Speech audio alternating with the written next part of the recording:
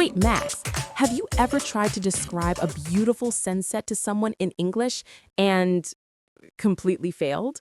Like, you know what you want to say in your language, but in English, you just stand there like, the sky is orange? Yeah, we've all been there. But today we're fixing that. Stay with us. Hey everyone, thanks for listening to our videos. You're listening to Mr. Englishman. I'm Max, and with me here is the always amazing Lily. Hey, thanks, Max. And hello to all of you beautiful learners out there. We are so excited for today's episode. We really are. So today's topic is nature. Trees, mountains, rivers, flowers, all of it. And we're going to teach you how to talk about nature in English like a native speaker. Yes, because nature vocabulary is so useful. You can use it when you travel, when you talk about your weekend, or even when you're just making small talk with someone. Exactly. And by the end of this episode, you'll know the most important nature words, phrases, and even some natural expressions that English speakers use all the time. Plus, we're going to do some fun practice together. So don't just listen, participate, repeat after us, answer our questions, and really practice speaking out loud. That's the secret. You have to speak. Listening is great, but speaking is how you actually improve. Okay, Max, are you ready to dive in? Let's do it. All right, let's start simple. Max, when you think of nature, what's the first thing that comes to your mind? Probably a tree. Yeah, definitely a tree. Big, green, strong. I love trees. Of course you do. Okay, everyone, let's start with the basics. Tree. Say it with me. Tree. Good. Now, trees have different parts. They have branches. Branches are the long parts that grow out from the trunk. Say it. Branches. Nice. And trees also have leaves. Leaves are the flat green things on the branches.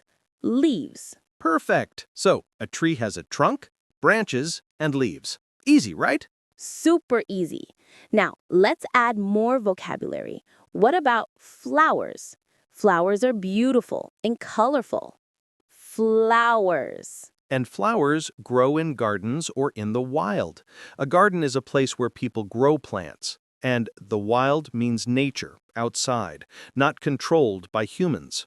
Right. So you can say, I saw beautiful flowers in the garden, or I love flowers in the wild. Now, let's talk about water in nature. We have rivers. A river is water that flows, like a big stream. River. We also have lakes. A lake is still water surrounded by land. It's calm and peaceful. Lake. And then we have the ocean, or the sea. Both words mean the big, salty water. The ocean is huge. Ocean. Awesome. Okay, quick recap so far. We have tree, branches, leaves, flowers, garden, river, lake, and ocean. Everyone, say those words one more time in your head or out loud. Great job. Now let's go a little deeper. Okay, Max. Now, let's talk about landforms. You know, the shapes of the earth. Max, what's a landform you really love? Oh, definitely mountains. Mountains are so majestic. They're huge, tall, and amazing. Mountains. Yes, I love mountains too. And at the top of a mountain, there's often a peak. The peak is the highest point.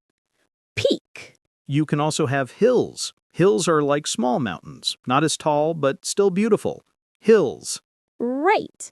So, mountains are big and tall. Hills are smaller.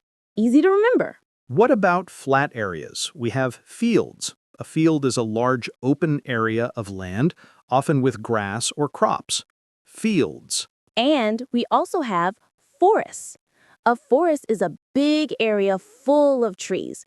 It's like a natural tree neighborhood. Forest. Tree neighborhood. I like that. Okay, now let's talk about the sky and weather, because those are super connected to nature. Yes.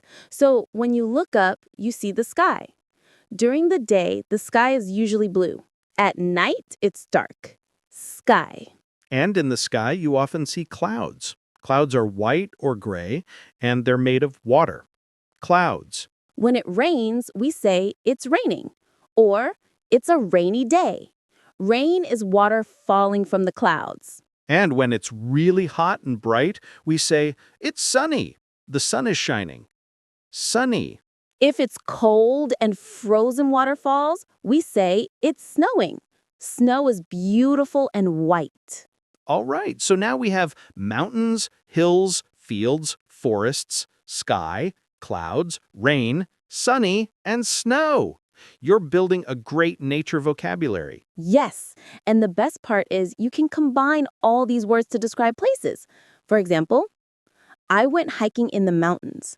The sky was blue, and there were beautiful flowers everywhere. Perfect sentence, Lily.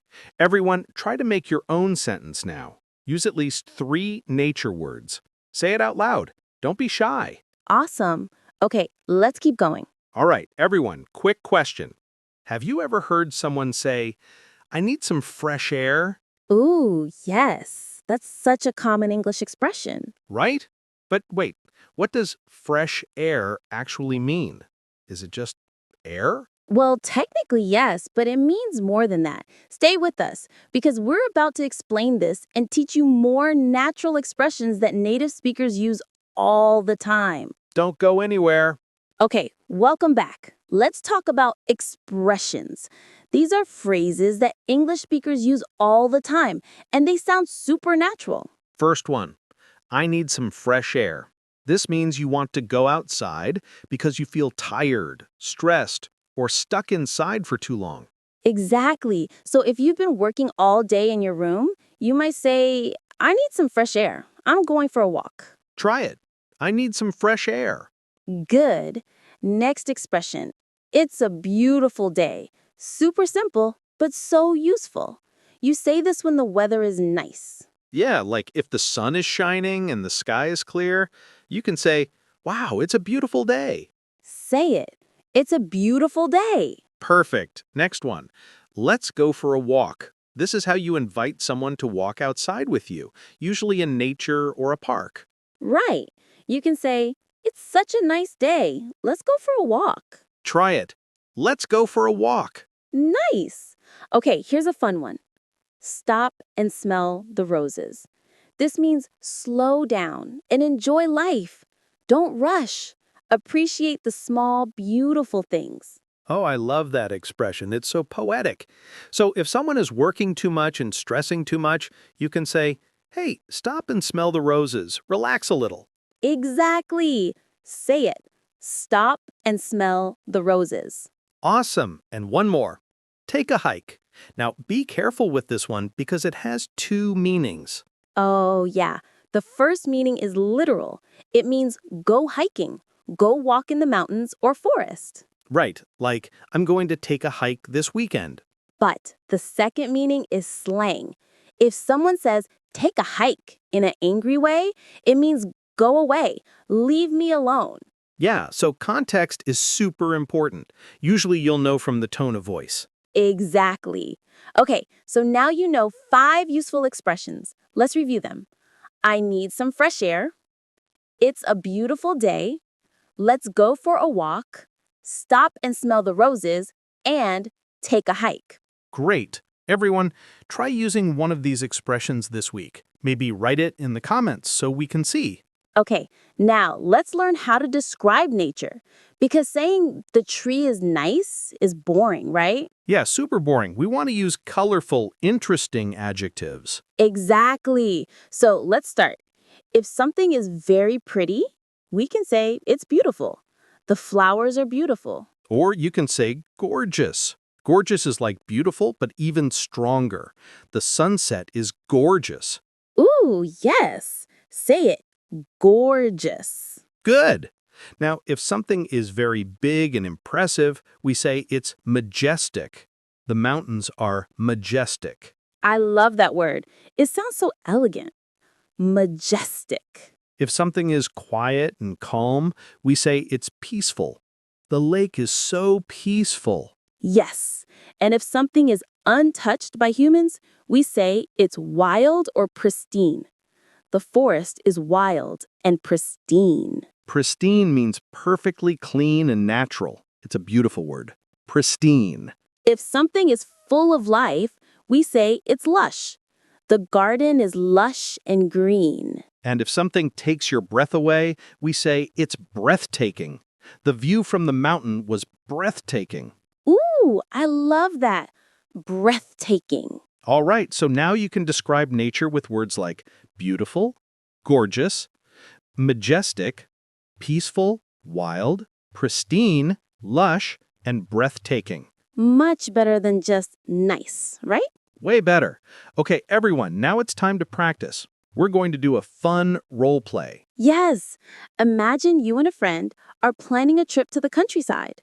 You're talking about what you'll do and what you'll see. I'll be person A, and Max will be person B. Listen first, then we'll ask you to try it yourself. Okay, ready? Let's go. Hey, Max, do you want to go to the countryside this weekend? Oh, that sounds great. What can we do there? Well, we can go for a walk in the forest. The trees are so beautiful this time of year. Nice. And maybe we can visit the lake? I heard it's really peaceful. Yes, we can have a picnic by the lake. The view is breathtaking. Perfect. I can't wait. I really need some fresh air. Me too. It's going to be a beautiful day. Okay, did everyone hear that? Now it's your turn. We'll give you some prompts and you answer out loud. Ready? First question. Do you want to go to the countryside this weekend? Good. Next question. What can we do there? Nice. Now say, we can go for a walk in the forest. Excellent. And finally, say, I really need some fresh air. Perfect. You did great, everyone.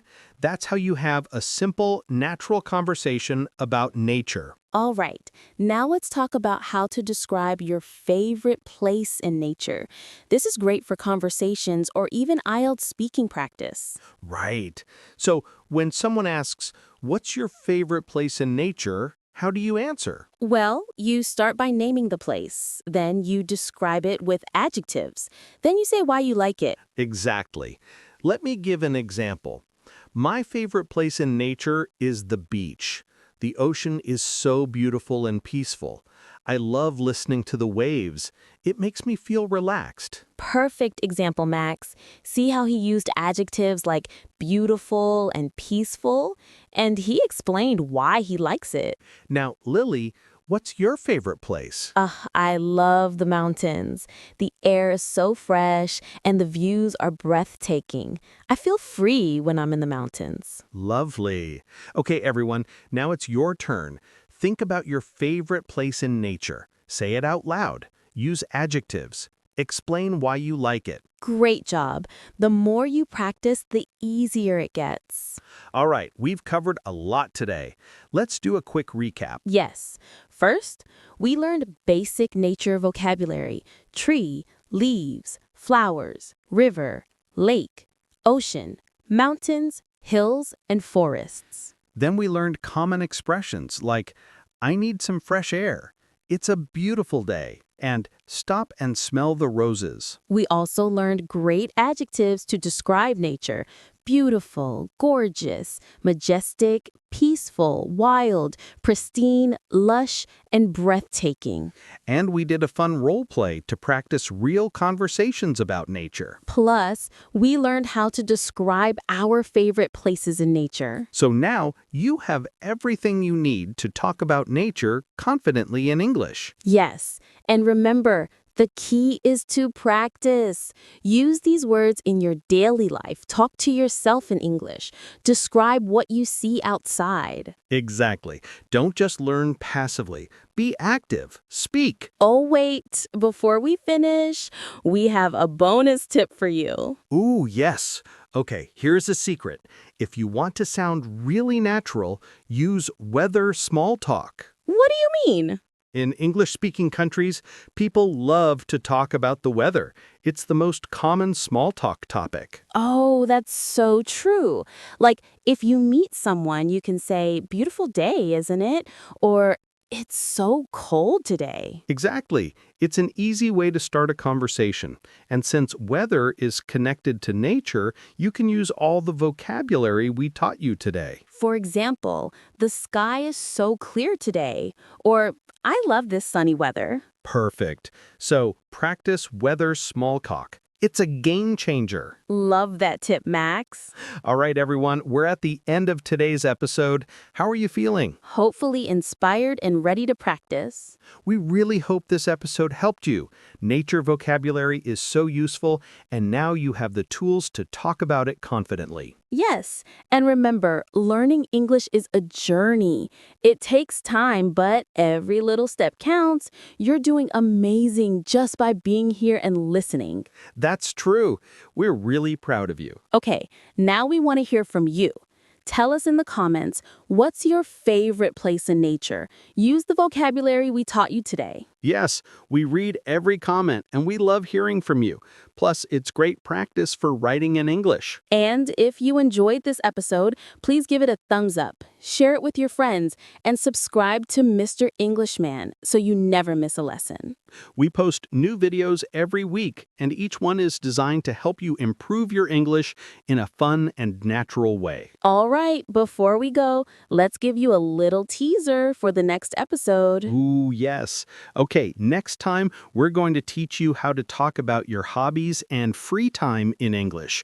You'll learn phrases like, in my free time, I like to, and my favorite hobby is. It's going to be super useful, so make sure you come back for that one. All right, everyone. Thank you so much for listening. Keep practicing, keep smiling, and keep speaking English. We'll see you in the next episode. Bye. Bye-bye.